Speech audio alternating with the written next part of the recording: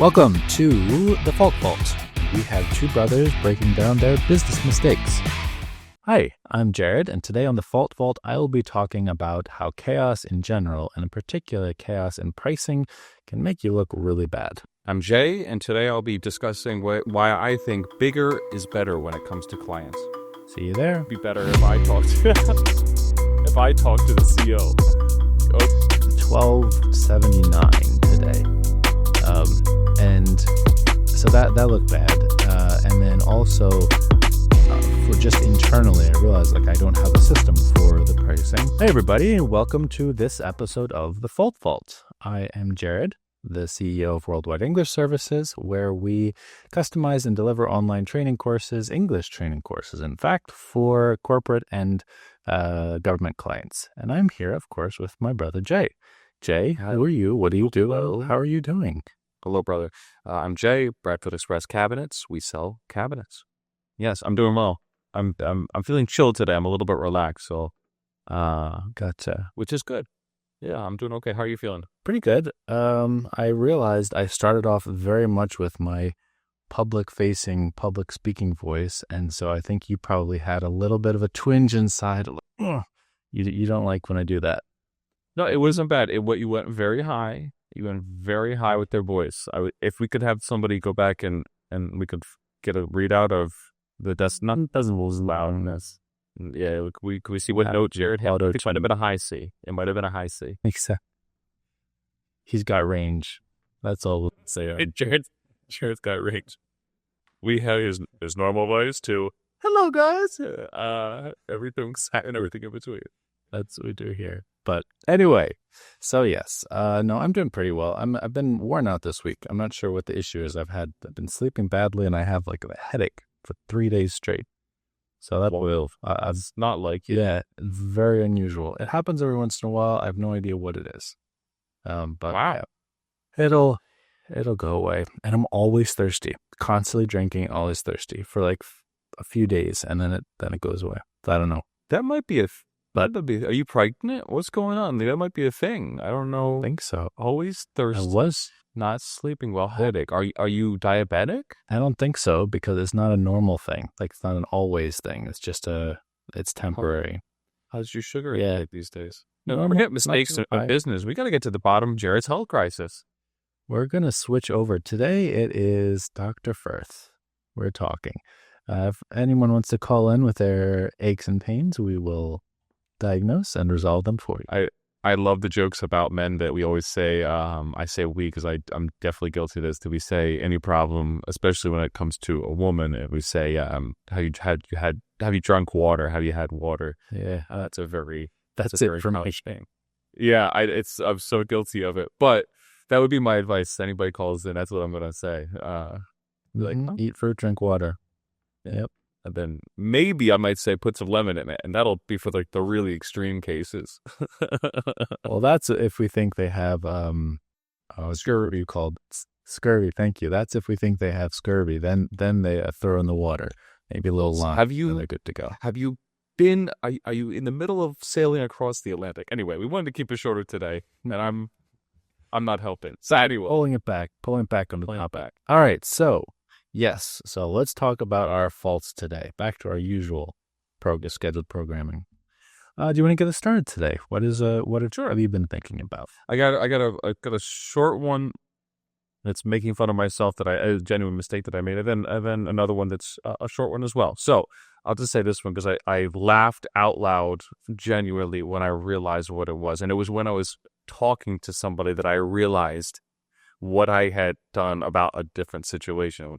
And so I'm struggling with this one client that is having trouble paying me, and they said I should pull it up, but I'll say it quickly. They said something like, I'm working with, this is them talking, I'm working with the owner of the project and whatever, and because he's a contractor as well, he's the general contractor, and I just got a CO and blah, blah, and so this is good and whatever, and I'm going to pay you a little bit and pay whatever.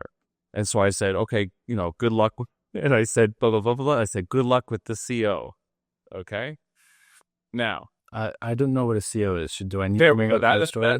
Exactly, Jared. Okay. Now, You and me both, unfortunately, for me, not for you. We continue, and the money doesn't come. So I recontact him. I said, maybe it would be better, because I don't want to bug you. Maybe it'd be better if I talked if I talk to the CO, okay, directly, okay?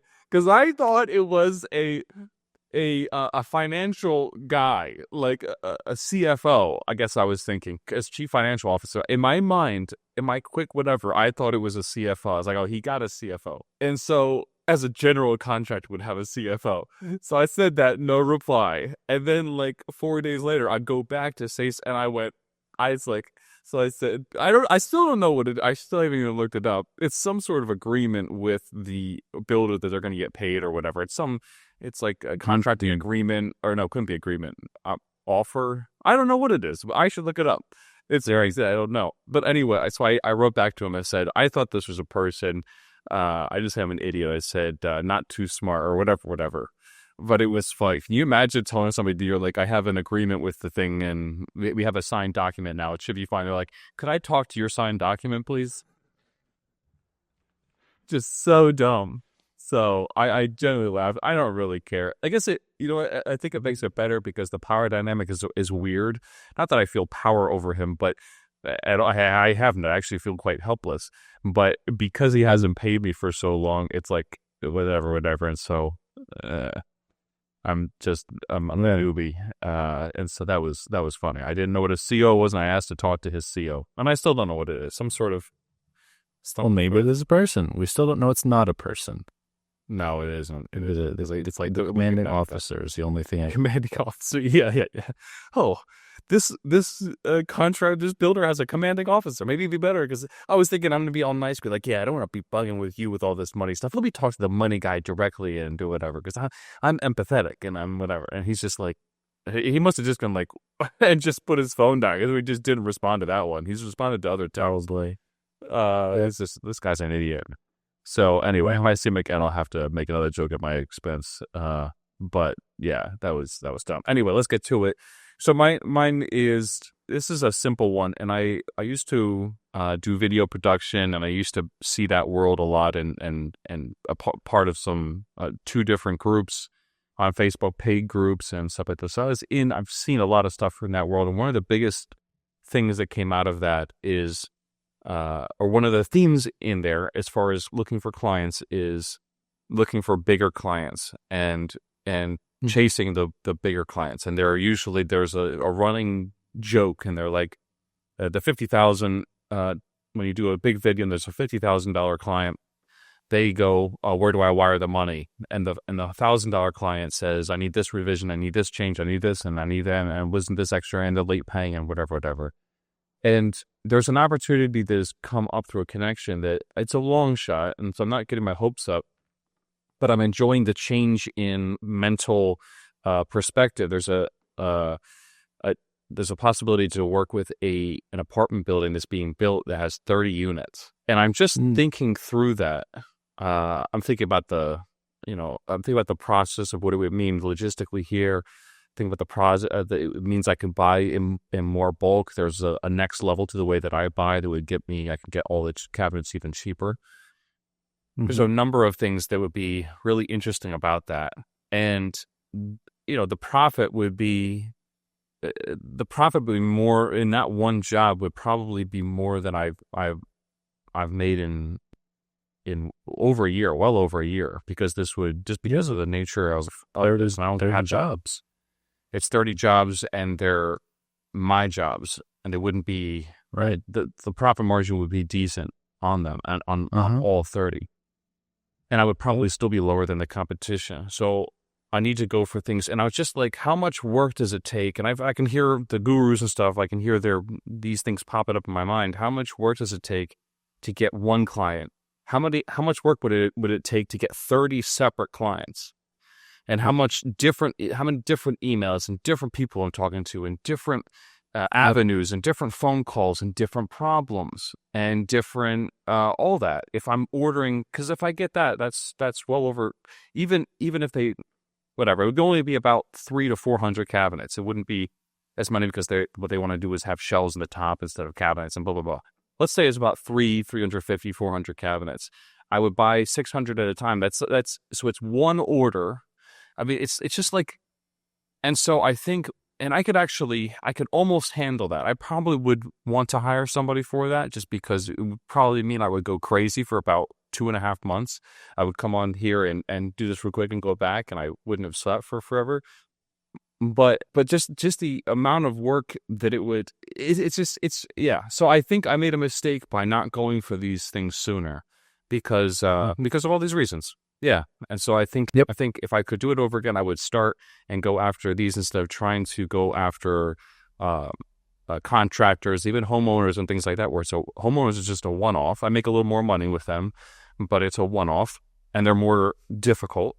They're not, but that's the expectation. There's the possibility they would be more, because they're the end consumer, so they get to say everything, which is totally fine. But as far as a workload perspective or consideration, or even contractors, and they come with their own set of joys and things. So yes, I'm just kind of rambling on, so I'll cut it off. But I should have gone for more a bigger ticket clients. Yeah. Well, I'm sure the marketing strategies used for each of those segments is a bit different, and so it might be helpful even to think about how you want to attack each of those segments, and then put a little bit of energy towards each of them, or get them up and running and see where it goes. So something like that. But yeah, it's cool. It's a good perspective. Hopefully it works out. That's I know as well as anyone that those bigger projects can really change things quite a bit. Yeah. More money to do everything else. It helps so much. Once you get that many reps in, it's such a game changer to build good processes. And then after that, you have everything built out. So yes, for sure. No, that's cool. That's the way it works out well. Yeah, I know. If that works out, you will. I'll hear about it. Old chain around my neck when I come to. I'll work about Rolexes and shopping for brand new Camrys instead of used Camrys. And I'll definitely even ask in the world more. Yeah, I'll be speaking with more condescension and saying, when I was in your place, that's what I'll be saying to you. When I was in your place, I've been where you were. And then they don't pay, but then they don't. Sounds good. And then they don't pay me the last half, and I'm out of business, and I'm done. And so anyway, why don't you talk? I've rambled on too long. All right, I'll talk. So my fault for this week. I had a meeting with a client. I've talked about him in other contexts on this show of ours. But I've been working him for a year and a half, something like that, trying to make sure, about a year, trying to make sure I land him as a client here in Saudi Arabia.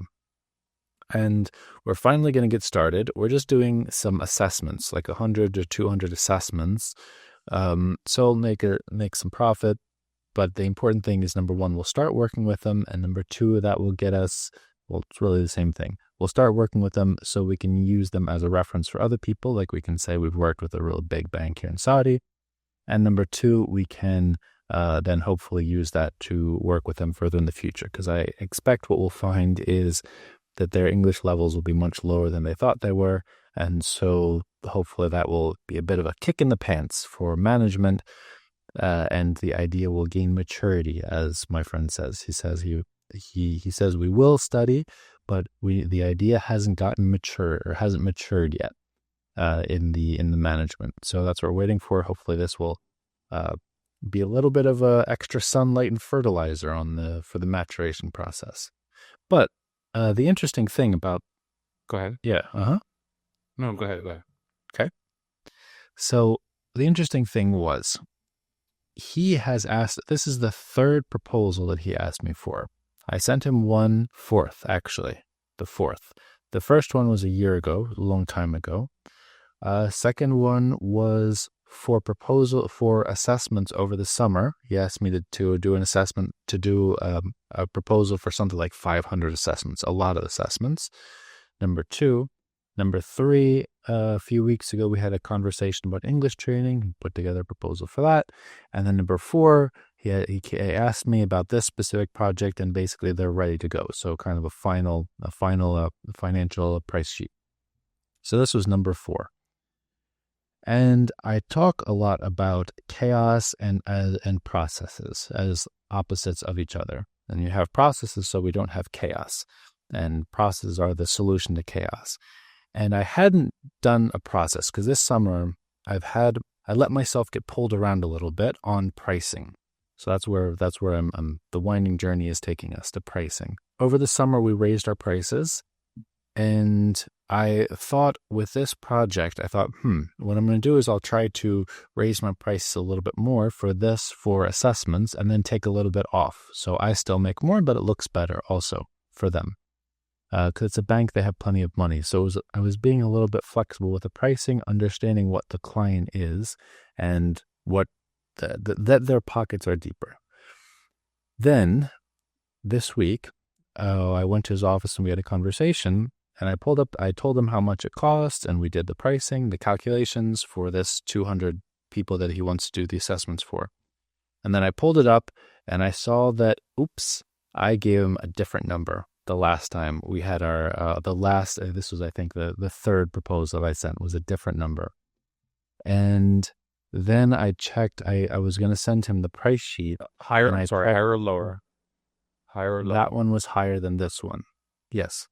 And then also the pricing for our other services, individual, small group, and standard group lessons, were also slightly different between the iterations of the proposal that I sent him. And so it was yet another reminder. I was kicking myself a little bit of how much chaos can be a disadvantage. So it made me look bad, number one, because I look like prices don't matter. I just pick a number out of a hat on any given day, and it's $12.79 today. And so that looked bad. And then also for just internally, I realized I don't have a system for the pricing. I don't have a system for, here's what it is. And so I can't reference back to that. I thought I did actually, but it turns out I didn't. So it was, yes, yet another reminder that chaos is oftentimes the enemy. Flexibility is important. So actually, I'll tell you how I was flexible here. So that's okay. But so processes don't have to be rigid. It doesn't have to always be exactly by the book all the time. But processes help so much. So in this case, we were a little bit flexible. He was trying to get me to push my prices a little bit higher because we're friends, and he was kind of looking out for me. And I think he was looking at this as the bank has plenty of money. Oh, and you can take some more. It's okay, which is very nice of him. And so we settled on we're going to take an operations fee as well. So a price that we would charge just as a flat rate to run the project. And he said, well, just charge it at the higher rate without the operations fee. So we did that. We charged at a number that which one? Kind of between the two. The third proposal or the fourth? It was higher than the latest one. The pricing that I gave him when we met at his office. It was lower than the third proposal that I gave him. Right. Mm-hmm. Yes, but so it was. He said do everything at the higher one. So he's like, don't charge the operations fee, but put all the pricing at what it was for the third proposal. It's in the middle. It's in between the two numbers. Okay. Yeah. Okay. So we are flexible. Will be the first time we're charging this specific number to anybody. But the big lesson here was have a system. It's not the first time I'm learning that lesson. I'm making that mistake, but it's the first time I'm making that mistake in this particular area. So it's have a system. That's important. If somebody asks me how much does it cost, I can just say it's X because I know, because that's what it costs for everybody. So that's that was my fault for this week. It was a good situation where I could make a mistake in a kind of a safe environment. I was flexibility to make a scope to make the mistake. So everything was okay. And I was happy it happened then. But I was like, oh, Jared, that was so dumb. Two questions. One is, is it as simple as just writing down what the prices are for each thing? Like, what does the solution physically look like, or actually look like? I have that now. I'm really not sure what happened with the three regular prices for individual mini groups and standard groups. I don't know what happened because I have since then. Or I thought it was actually before then, but it must not be because the prices are different. I have a template that I use for price sheets. So I just plug in when somebody asks for a price sheet, I just change the name at the top, add any information they ask for, send that over.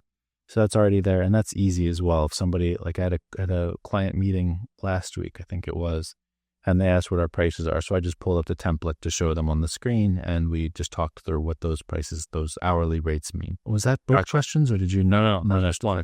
No, gotcha. Uh-huh. It just makes it tough because it sounds like you go off book for some of these clients out of necessity or the situation, and you're okay with that. But then it's hard to be like, okay, which are we on book or off book? I don't know if having a spreadsheet of having the latest prices that you gave for everybody, or just having to, I don't know, just double check.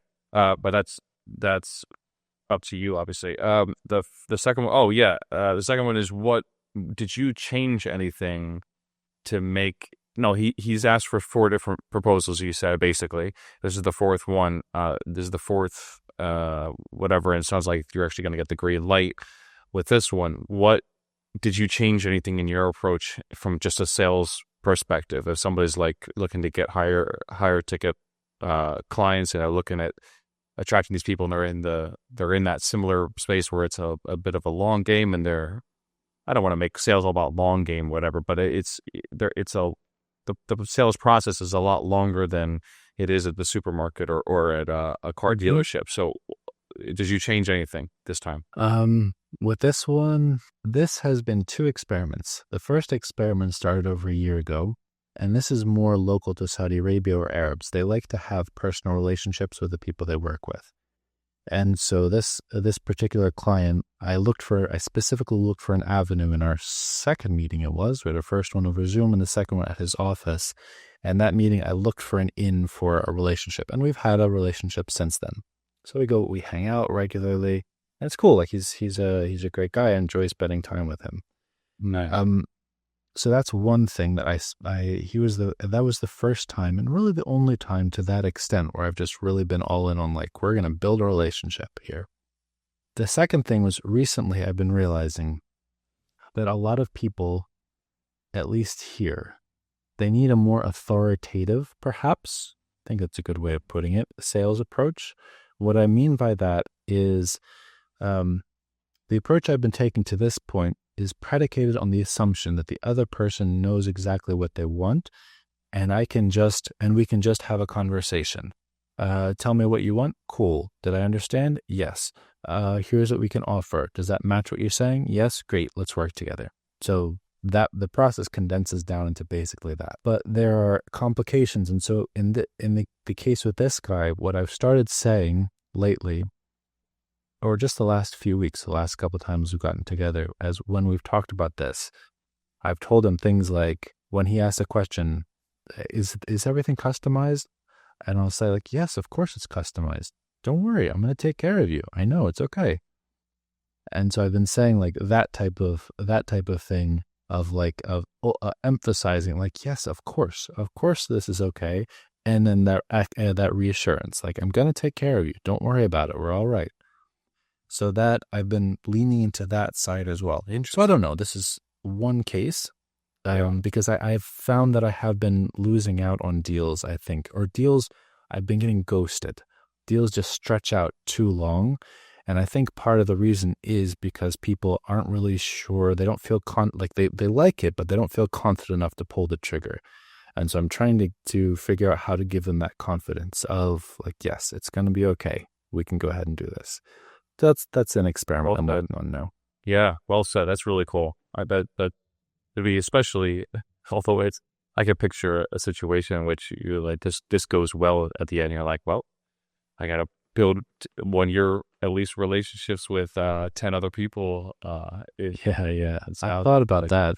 I don't know how you scale that particularly well, but this is a big enough client that it's, even if this is the only one I can do, it's okay. I picked well.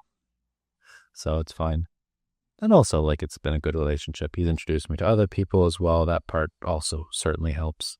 Oh, yeah, I think it was my internet. I'm just checking it. But yeah, we'll have to cut that out. Sorry. Yep. It's a big enough client that I imagine you were saying that it's worth it in the end, and it'll pay for itself, or it's all. I finished that while you were out. I finished that thought. So that will be part of the pre-cut. Yes. Oh, interesting. So Wow.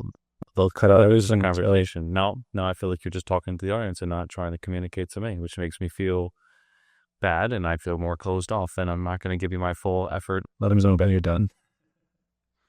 See? That you're taking a more authoritative. Don't take that with me. And I'll respond well. Okay. Don't say don't worry about it to me, because I will worry. Okay. Anyway. Nice. Joy, all of that can cut out until here. Oh, wow. Okay. So yes, okay. So yes, that was my fault for today. Nice. And that's it. So we have a sponsor today, which I'm really excited about. I always appreciate another podcast when I'm listening to them. I appreciate when people are sponsored by products that they use. I mean, you can tell that they use them. They talk about how they use them. So this is one of those for me, for sure. I know a lot of people do use this, but it's an important one. This is a way to get two things done. You get two benefits out of the sponsor, and I want to talk about the two benefits first, and then I'm gonna bring it home. The first real benefit you're going to get from this sponsor, number one, is you're going to have a lot of really great ideas. This is going to be the new best place you have for getting great ideas. They're going to come one after another, and this is actually scientifically proven. The second thing is, if you have that coworker, that family member, that boss, that friend who just will not listen to reason ever, and you just need to get your point across so that they hear you finally, I have the solution for you. So today, our podcast is sponsored by Hot Showers, where you get all your great ideas and where you can have all those frustrated conversations, get it all out, and the people you're talking to, they always hear you out. It's the best part. So we're actually not, usually we get a percentage of sales. In this case, we don't get a percentage of sales because it's really for privacy reasons. But I guess this is more of a public service announcement. But we are sponsored by them. We want to make sure we get that out there because we really believe in the product. We're in the pockets of big hot showers. We are. We really are. It's a general campaign that they're doing. It's actually by the deep state money from the water companies. Oh, that's so dumb. I have been taking some hot showers though this winter because that's the time to thaw out, and so.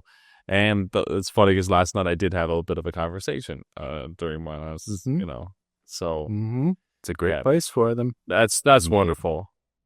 You're always heard there. Always. It's amazing. It's amazing, ladies and gentlemen, theys and thems, everybody. It's amazing that Jared is probably going to have he's got some good clients now, and he's probably going to have some really big clients that are going to be paying him millions and millions of dollars. And he just said that on a podcast. So that's just wonderful. So what I'm trying to say is, back when I was in your shoes, this is what I did. Right, exactly. First Took hot showers with him. All right, let's wrap it up. Nice, that was a good one. Yeah. All right, so yes, that's it for today. I will talk with you next week. Thank you a bunch. It was good talking with you, brother Mike. Thank you, everyone, for listening.